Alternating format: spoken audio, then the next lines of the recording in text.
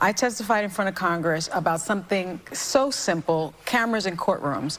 He came in late, he looked disheveled, and he immediately was screaming and yelling and terrorized me and the other experts on the panel. And describing him as a terrorist is exactly that. He's a chaos agent, and it came out of nowhere, and he had no command of the subject that we were talking about, which made it even scarier. Sonnet Hostin is caught red-handed after trying to lie about Jim Jordan. According to this article recently published by the Daily Wire, Sonnet Hostin repeat claim that Jim Jordan terrorized her.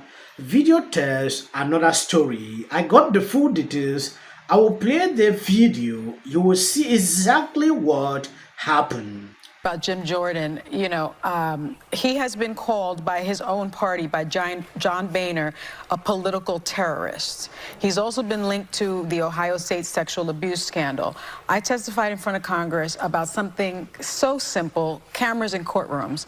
He came in late, he looked disheveled, and he immediately was screaming and yelling and terrorized me and the other experts on the panel. And describing him as a terrorist is exactly that. He's a chaos agent, and it came out of nowhere, and he had no command of the subject that we were talking about, which made it even scarier. So to have him, the thought of him being the Speaker of the House, I think leads to more chaos for But his role model is Donald Trump, who has no command of the language either. If Republicans primary those members with somebody right-wing, those seats will go to Democrats. Republicans will lose the House majority. It is nonsensical what the House is doing. They cannot get their act in order, and frankly, we're going to deserve it if we lose next cycle. So they're being self-destructive. It's incredibly self-destructive. It's so chaotic. I mean, karma doesn't lose anyone's address, and I'm kind of enjoying it in a sense because I've had my own personal interaction with Jim Jordan where he terrorized me. Really? Yeah, when I was testified in front of Congress. He was like spitting. He was yelling at me so much that he started spitting. Yes, before we proceed with this video, Matt Gaetz sent this out on Twitter. The most popular Republican in Congress was just knifed in an anonymous vote in a secret closed-door meeting in the basement of the Capitol. This is the swamp at work. You can see exactly what is going on here. They have decided to remove Jim Jordan from the ballot box. Now, take a look at Sonnet Hostin. Around on this line. Heck, it won't. No, it won't. And I want the gentleman to know that the next time he comes in, one more question for Mr. Tubin. I want the gentleman to know that the next time he comes into my subcommittee and disrupts it in this way. How is this disruptive? Because you're off topic. And so if this should happen again, I'm going to be prepared through our rules to hold you accountable. And with that, Mr. Chairman, the rules allow me to ask the questions I want to ask. The only thing disruptive here is your behavior in limiting and interrupting my question. It was my 5 minutes. You interrupted. I got one more question that I would appreciate being able to ask the witness. With that, the gentleman is no longer recognized, and I will proceed. That's how the Democrats are going to operate. I will proceed to round 2 of the questions, and I have a question for Ms. Hostin and Mr. Tubin. I think there is no question that providing more transparency will help that. And this is purely anecdotal, but I had the opportunity to interview Justice Sotomayor recently in New York about 2 weeks ago at the 92nd Street Y regarding her new book, her children's book. The audience was a sold-out audience. It was filled to capacity. And I can tell you, while we did not address any current political issue, any current legal issue, as per the justice's wishes, there was a line around the block of people that could not get in to the event, and they also waited for 3 hours, those that were admitted to the event, for her signature on the books and just to meet her. And I stayed the entire event, and what I heard over and over again was, she just seems like a regular person.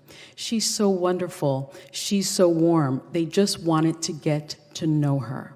And I think given an experience like that, if more Americans were able to just see the justices on television, just to see them doing the business of the court. If we were able to pull back the curtains, I think, as my friend Jeffrey Toobin said earlier, we would get that reaction more and more and more. I mean, I think Justice Brandeis said it very clearly, sunlight is the best disinfectant.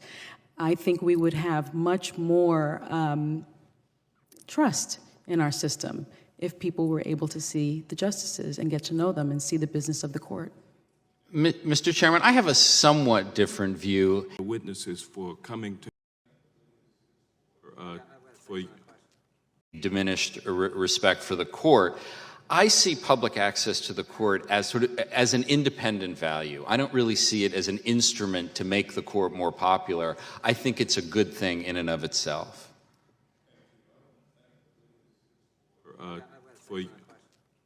I'm sorry, I want to thank the witness. Yes, I believe you've seen this video. I want to know where Jim Jordan terrorized her. Sometimes when you want to lie about someone, look for something tangible, because the internet never forget.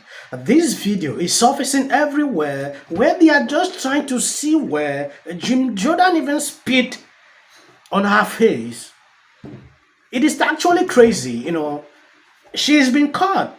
The view has been live for some time. When you say it, they will tell you, oh, you are just trying to spew out some nonsense. When you take a look at this article, I have had my own personal interaction with Jim Jordan. When he terrorized me, she said, during Thursday broadcast of The View, I testified in front of Congress. He was like spitting. He was yelling at me so much that he started spitting. Hostin continued, I think when you have someone who, like Nancy Pelosi said, who supported on and who voted not to certify the election, who then be second in command to the presidency, I don't get the point where Sonia Hostin was trying to actually, you know, demoralize Jim Jordan's character. It is insane to tarnish someone like this. Now you have seen that video. Going back into Jim Jordan, there is something going on in the Republican House that I don't understand. They did a secret ballot where they decided Jim Jordan will not run again. I don't get the point why this has to continue. It is crazy. For the third time, about 22 persons took up a decision that they will not vote Jim Jordan. That is what is bothering me. When you take a look at this tweet, breaking news, Jim Jordan has officially lost the Gov secret ballot heard behind closed doors and will no longer be nominee for Speaker. The House will take a break for the weekend and reconvene on Monday for a candidate forum. We need to weed out the rhinos in the Republican Party. Do not forgive, do not forget. That is what people are calling. If they cannot respect the will of the voters, then I don't think they actually represent the people who voted them. 22 persons are bringing down Jim Jordan. Where I'm waiting to see who they will vote next, because it is crazy to actually continue to see this happening